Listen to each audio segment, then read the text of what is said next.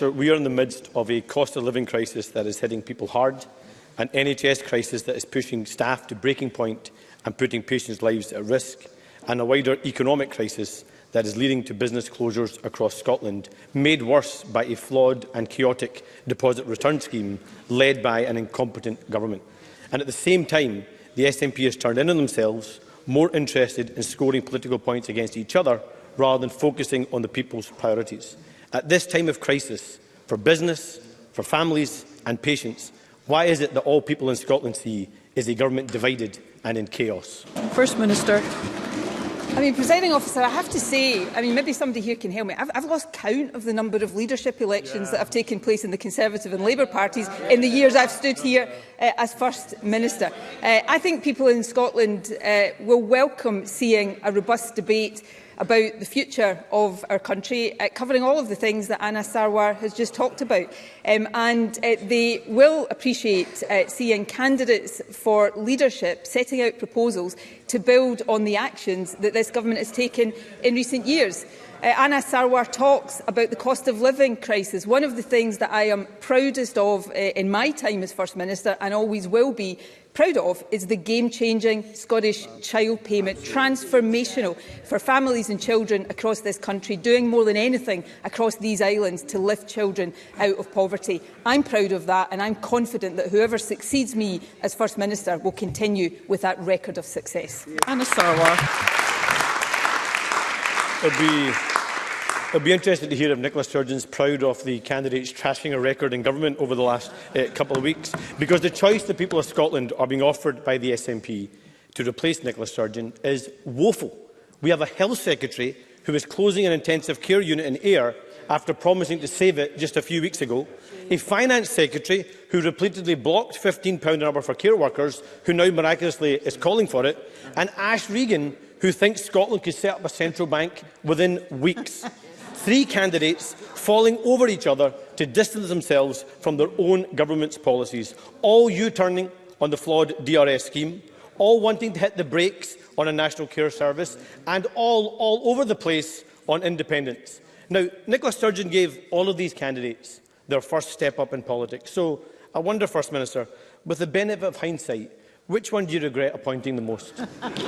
First Minister. I'm proud of all of the governments I've led, and I'm proud of those who have served in these governments. And the record of government, I said on the day, Presiding Officer, I said on the day that I announced that I would be stepping down as First Minister that nobody would entice me into expressing a preference for my successor. And Anna Sarwar is not going to manage to do that either. But I am confident whoever succeeds me will continue with that record of success, because ultimately, of course, my record in government, the record of my ministerial team in government, will not be judged by Anna Sarwar or Douglas Ross. It will be judged by the people of Scotland. And actually, in my time as First Minister, it has been hear judged the First Minister. by the people of Scotland on no fewer than 8 occasions, 8 landslide election victories.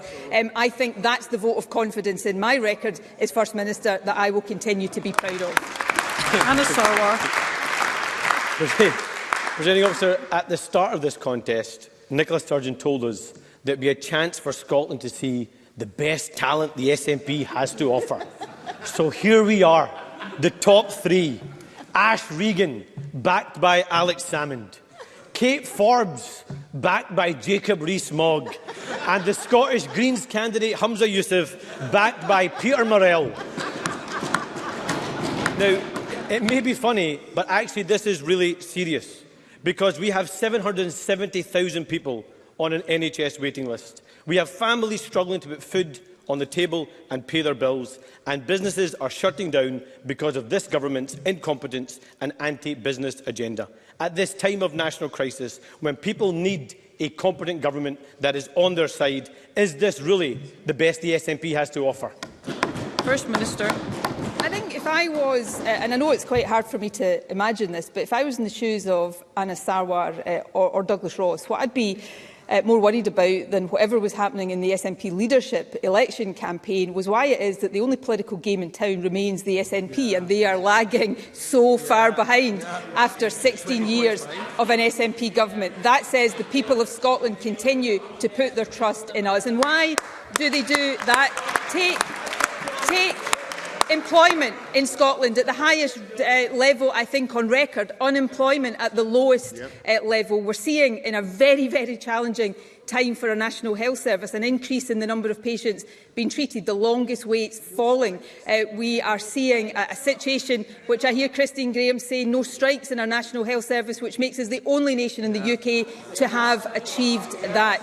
We continue to be the best performing part of the UK outside of London when it comes to attracting inward investment into our country. We're lifting more children out of poverty than any other part of the UK. That is why the Scottish people continue to trust the SNP in government. That is true today, and I believe whoever succeeds me as First Minister, that is going to continue to be true for a long, long time to come as we continue and complete the journey to Scotland becoming an independent country.